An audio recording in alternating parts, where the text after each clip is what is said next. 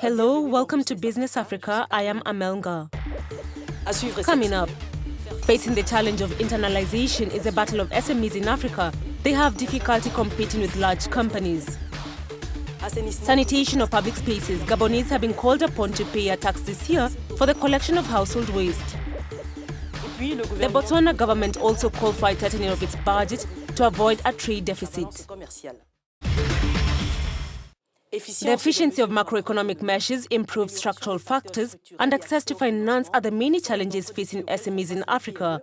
To face the competition, Hind Beniz, founder of the Hope brand, has embarked on the production of ecologic accessories, a brand thanks to which she was able to obtain the Made in Morocco label. The journey of this Moroccan woman by Saj Kofi and Claudine Sono. Hind Beniz created the HOB brand 2 years ago. The company manufactures handmade slippers and bags in natural leather with a careful design for the comfort of mother and child. We began making the first shoes with vegetable tans leather. And the novelty is that we developed the first pineapple leather shoe, which is this one. It is a 100% vegetable material, which is totally environment friendly.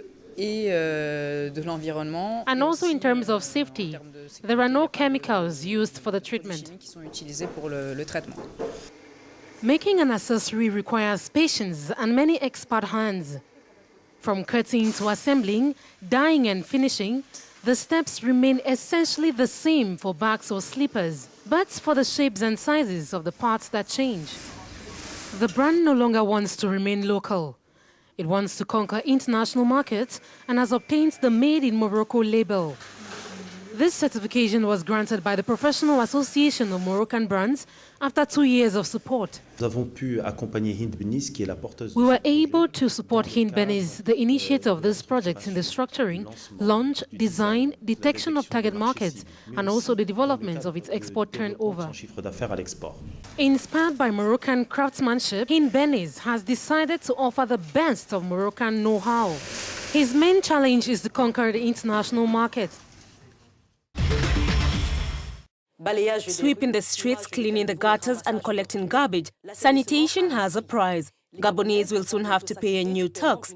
The government announced the creation of a tax on the royalty and various contributions in the amount of 7%, which will be levied on electricity bills throughout the country, a tax that is not unanimously accepted.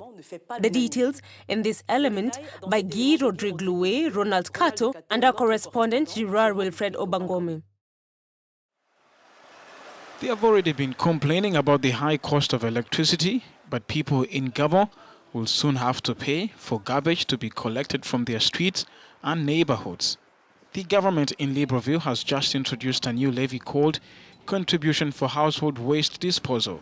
It is levied on anyone or organization with an electricity subscription contract. The measure has been denounced by consumer protection agencies. Today, if we are brought back a new tax, I think it is quite restrictive for household incomes, which are already under pressure by so many government measures. At the level of municipalities such as Akanda near Libreville, some insist that the tax should be paid to local governments as opposed to the central treasury. To be clear, the tax levied in Akanda will have to be paid to the municipality of Akanda to be used for garbage collection, garbage treatment and gutter cleaning in Akanda and urban roads in Akanda. As long as it is a local competence, this tax must be local. There's also another concern that the government will try to use the funds to offset its huge debt in order to overcome an economic crisis brought about by the fall in oil prices. To talk about it, let's meet John Gaspar Totume Ayi from Libreville in Gabon. Hello, Totume Ayi. Welcome to this program. Bonjour. Hello, madam. We learned that Gabon wants to impose a tax on electricity. We're talking about a contribution on garbage. First question, where were the funds allocated to garbage collection coming from? In Gabon at the moment, waste collection is financed by the general state budget. That is, by all the taxes and duties that have existed in the Gabonese Republic up until now. And as you said, in the 2019 Finance Act, a specific tax was introduced for the collection of household waste, cleaning streets, and clearing gutters. But as I speak to you, this tax is not planned. We're talking about imposing on people who have a contract with the electricity company. What about those who consume fraudulently? How will everyone pay? Everyone who consumes electricity is supposed to pay for it. People who are cheating the national electricity company are cheating the country, and this cannot be considered as normal. It is up to the electricity company to ensure that all its customers pay their bills. I don't think that can be a problem. We cannot say we cannot put a tax in place based on grounds that can be subject to fraud.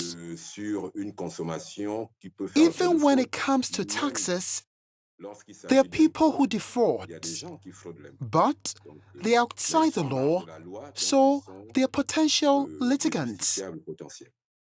The state must pay nearly $28 million in debt. Do you think that this tax, if it comes into force, would allow it to be paid off quickly? No, we must differentiate two things. We do not impose a tax to repay a debt. If the state owes money to the companies that collect household waste in Libreville, the state must pay this tax. It is instituted to pay for future expenses. One wonders if it is efficient. Yes, it is efficient because it is based on a fairly large consumption, which is electricity.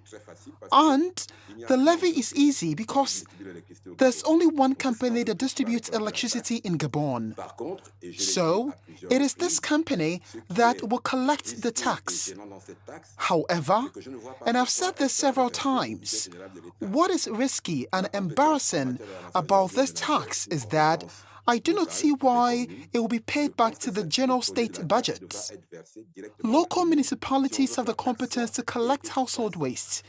I think that the proceeds of taxes will have to be paid directly to the municipality if the tax is to be effective and accepted, because what counts in the end is the consent to the tax. There is reported dissatisfaction. Citizens are already complaining about an unfavorable economic context. Are there any untapped markets that could bring in funds for the state? No, that's not the problem. As I mentioned earlier, the dissatisfaction comes from consent to taxation. Citizens are willing to pay taxes as long as they feel that the proceeds of these taxes are actually being used to run their country and solve their problems. The difficulty is that today, Gabonese people are entitled, and rightly entitled, to ask themselves where the proceeds of the taxes they pay go. That's where the discontent comes from. What people are saying is that we're already paying taxes without seeing the effects in our lives.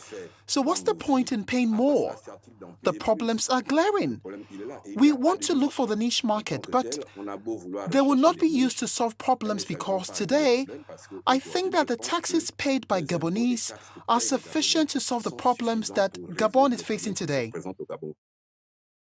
Thank you, Jean-Gaspard Ntutume-Ayi, for these insights. Ntutume-Ayi is the National Commissioner in charge of the budget at the Gabonese National Union. Thank you, Madam. We take a slight break and we'll head to Botswana, whose economic growth is in the red.